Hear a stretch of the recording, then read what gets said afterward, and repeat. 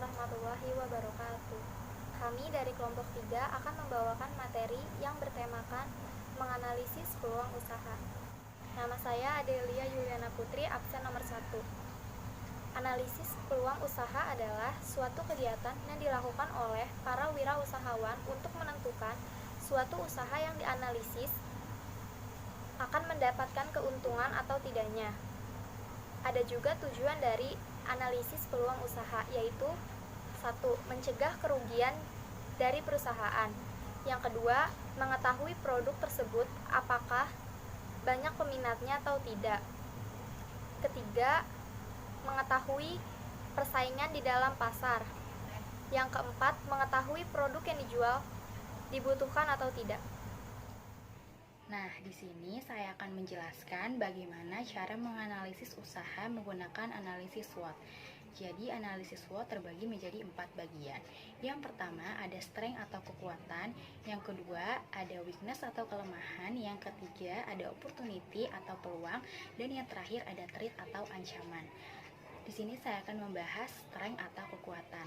Kekuatan ialah keunggulan yang dimiliki oleh suatu perusahaan atau bisnis yang Anda jalankan.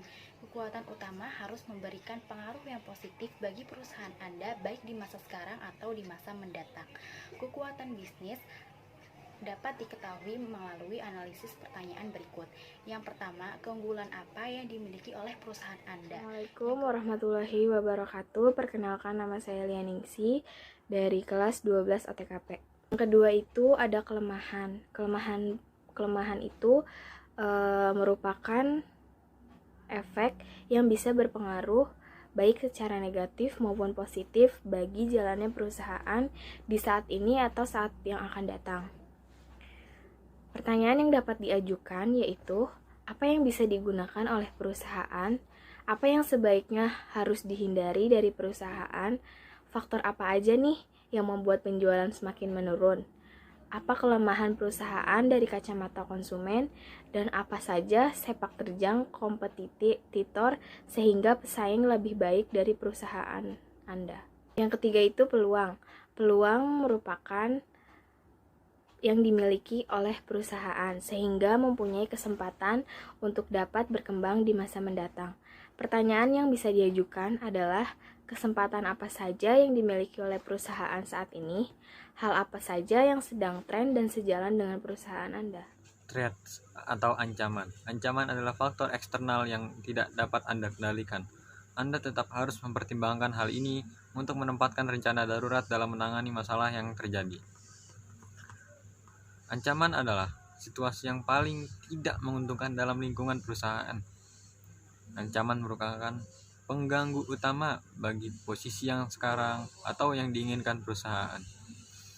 Adanya peraturan-peraturan pemerintah yang baru atau yang sudah direvisi dapat merupakan ancaman bagi kesuksesan perusahaan.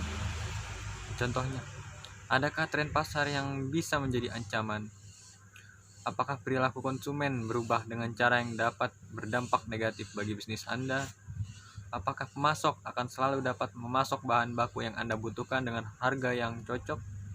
Bisakah perkembangan di masa depan dalam teknologi mengubah cara Anda melakukan bisnis? Apakah Anda memiliki pesaing potensial yang dapat memasuki pasar Anda? Selanjutnya ada sumber peluang usaha. A. Dari diri sendiri. Yang pertama berasal dari sebuah hobi. Setiap seseorang pasti memiliki sebuah hobi tertentu yang bisa dijadikan sumber peluang usaha. Contohnya yaitu seseorang yang hobi dalam menjahit bisa mengambil peluang usaha sebagai penjahit. Yang kedua berasal dari sebuah keahlian yang dimiliki. Keahlian yang dimiliki seseorang dapat dijadikan sebuah modal utama dalam mengembangkan usahanya. Contohnya seseorang yang ahli dalam memperbaiki TV yang rusak. Yang ketiga berasal dari pengetahuan yang dipelajari. Pengetahuan merupakan hal yang paling potensial dalam menemukan peluang usaha apa yang harus diambil. Karena seseorang tersebut sudah mencari tahu terlebih dahulu dan mempelajari serta memahami bidang usaha yang hendak ditekuninya. Lalu ada peluang usaha yang berasal dari lingkungan.